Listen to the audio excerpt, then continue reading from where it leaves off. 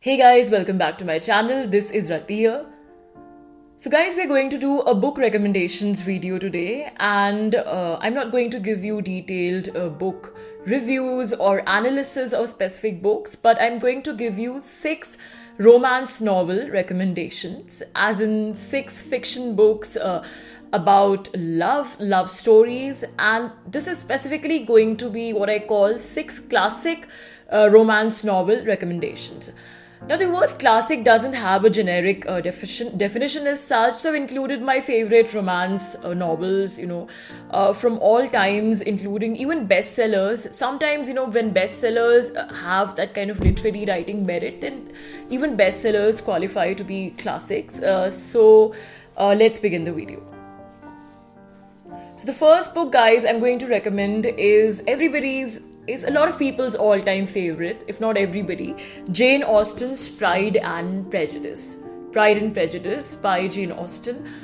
Now, this is a very old copy of Pride and Prejudice, which I'm holding in my hand, and it used to be in my course, this book, when I was studying English literature, and it used to be in our course. So this is a very old copy, and it has critical essays and stuff. But yeah, I don't. I also have a huge volume of all collected Jane Austen writings, but I couldn't find it at the moment when I was making this video. So I'm showing you my old, slightly tattered but very prized copy of Jane Austen's Pride and Prejudice. Now, this, of course, sort of stands at the top of my classic romance novel recommendations list. It's been ages and ages, and the charm of Pride and Prejudice hasn't gone down even a bit. In fact, I think it's increased rather than, withered.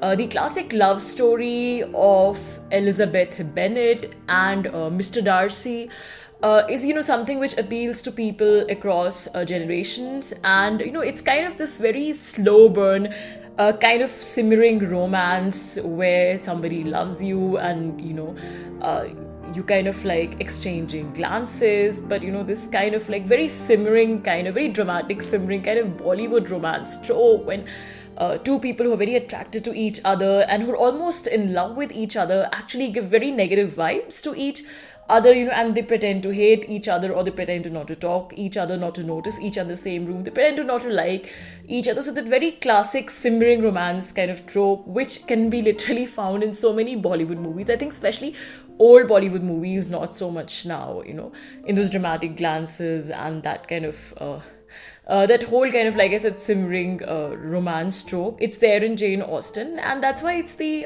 stuff of dreams, because it's a very idealistic kind of love. Of course, I mean, at the end of the book, it's a lot of critics say that it's money. It's the fact that Mr. Darcy is very rich is what makes her marry Elizabeth Bennet, choose Mr. Darcy. But that doesn't take away from the fact that it is a very idealistic kind of classic romance also, and she's so beautiful. She could have chosen anybody with a lot of money, but she rejects other people, and she waits for the right one. So it's basically, I don't know how much Pride and Prejudice is popular amongst an English audience, but I don't know why, but it's sort of a pre-Victorian novel, but it fits very well in the Indian scenario. Even the whole thing about the mother being worried about her daughter's marriage, although these days arranged marriages are becoming are not so common, but still there are a lot of arranged marriages in our society, so they're not so uncommon as well. But somehow I think Pride and Prejudice, maybe that's why it's so popular in India. It fits very well in the Indian context, and like I said, the whole dramatic kind of trope offers a lot of tension between lovers, and sort of like that kind of trope it's very Bollywoodish, I feel. So yeah, I totally recommend Pride and Prejudice by Jane Austen. It's it's the stuff of classic romance.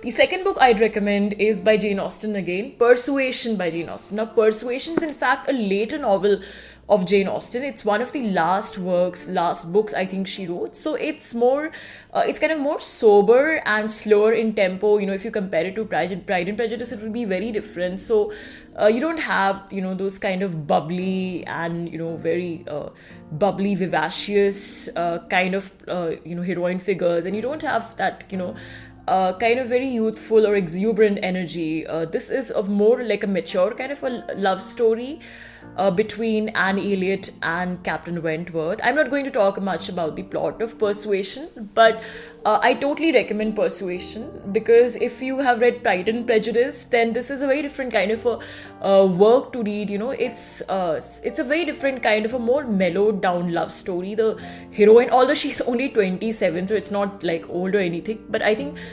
considering that at that time Jane Austen's heroines used to be like 17, 18, 19 years old, so 27, I think according to these times, the 27 of those times would be probably 38, 39 or even 40 of today.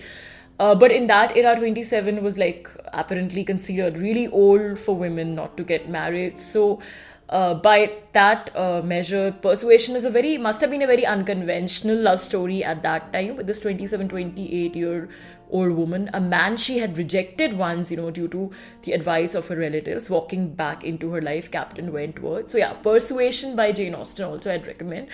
It's a different kind of a book than Pride and Prejudice, but a must read. The third book recommendation would be The Great Gatsby by F. Scott Fitzgerald.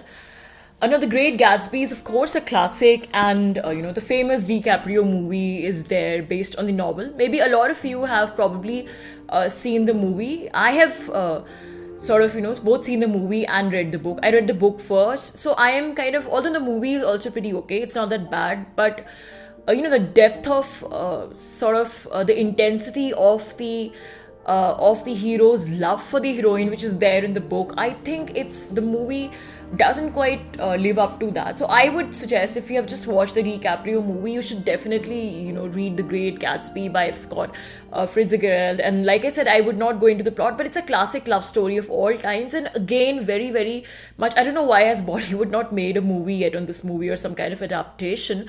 But I think, this kind of theme also very dramatic, kind of suits Bollywood. A rich man, a rich, handsome young man who has everything but doesn't have love, and he kind of puts up this whole facade, and he kind of organizes these lavish parties only to expect that the woman he loves walks into one of these parties, and of course in the end his facade comes crumbling down. So it's a beautiful sort of love story. Again, it lends itself very well to the Bollywood romance trope, so maybe it's high time Bollywood makes a movie on F. Scott Fitzgerald's The Great Gatsby. The fourth book recommendation would be Norwegian Wood by Haruki Murakami. Now, guys, I've done a detailed book review of Norwegian Wood separately, so I'm going to link back the video. And Norwegian Wood by Haruki Murakami is, of course, more compared to these very old classic kind of books. It's a more kind of a contemporary love story, but not so contemporary. Probably published. It was, I think, published in 1980s or something. So it still comes in the category of classics, according to our age, and it's a very melancholic different kind of a love story, revolves around the life of a Japanese teenager and the girl he loves, but there's a lot of depression and basically a lot of depression and suicides happening in this book. So it's essentially a love story, but it also raises a lot of issues about mental illness and people struggling with mental illnesses. It's a very unconventional kind of a love story where you explore different dimensions of love. So it's not your archetypal love story. I do not want to talk much about it. You can check out my detailed review. So Norwegian Wood, I absolutely love this book, although I've read many Murakami books, but I would say this is also a beautiful classic love story of all time. So you must definitely read The Norwegian Wood by Haruki Murakami. So now 2 more book recommendations to go. The 5th book I'd recommend you is The Fault in Our Stars by John Green. Now, this is, of course, a fairly popular book, and I've done a separate video on this book as well.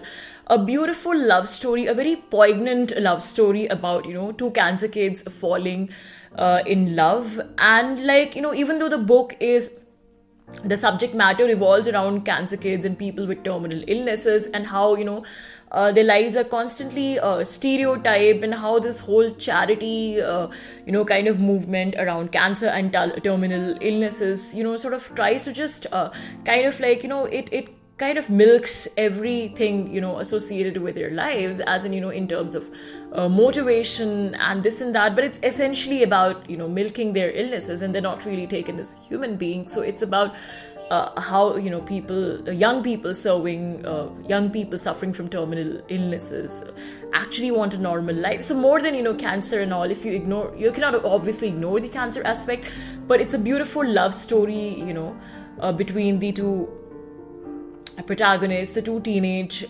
characters, and the kind of unconventional romance, because of course their lives are very restricted. They don't lead the life of normal teenagers, and that's why perhaps they turn to books, and they kind of draw inwards and they read a lot of books. But once romance strikes, then they take this trip to Amsterdam, even though it's risky for their lives. It's a beautiful book, the sheer intensity of the love story is, just completely, it kind of takes your breath away, and you realize that, true love actually happens when, there is no predictability about future, and their life is literally hanging on the edge. They don't know what happens next. So a must read book.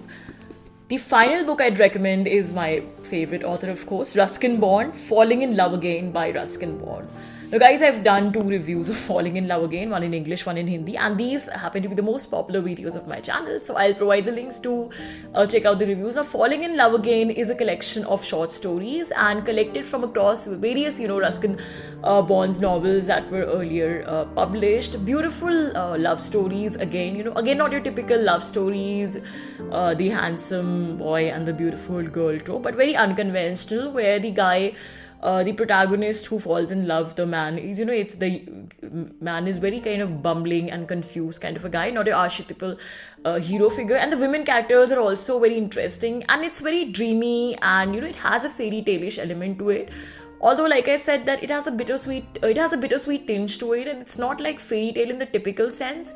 It's more real, but there is a fairy tale-ish element, especially the way Ruskin Bond, combines nature and scenes of nature. It's almost reaching a fantasy kind of a fairyland, but in the end, you always come back to the reality, as the ending is not typical of fairy tale stories. So it's a beautiful book, and I would say it's a must read. It's not for children, Falling in Love Again, although Ruskin Bond is considered a children's writer, but this particular book I'd not recommend for children, more for teenagers, and of course like young people or anybody. I personally don't believe in this kind of book, kind of like for children. Yes, of course, there have to be certain specific books for children. Children shouldn't read everything, but this kind of whole thing about that these are the books for young people, these are the books for like young adults, and this and that. I don't believe so much in this classification that older people are supposed to read only certain kinds of books. So I totally recommend leaving children, Falling in Love Again by Ruskin Bond.